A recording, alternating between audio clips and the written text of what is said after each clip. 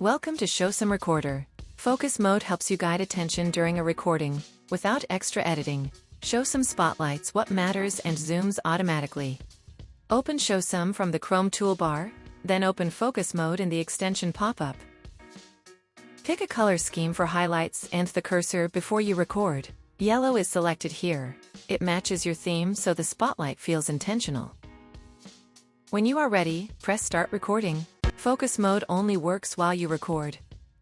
While recording, double-tap Command on Mac or Ctrl on Windows to enter focus mode. No menu diving, you stay in your flow.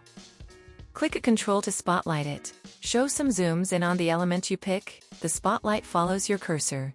Select text, your spotlight color highlights it, and Showesome zooms in automatically. Hold Shift and drag to draw an area. The region is highlighted, then zoomed in, and back out when you are done. In this video, you learned spotlight, text zoom, and area focus, no editing required. Try focus mode in Showesome, free in the Chrome Web Store.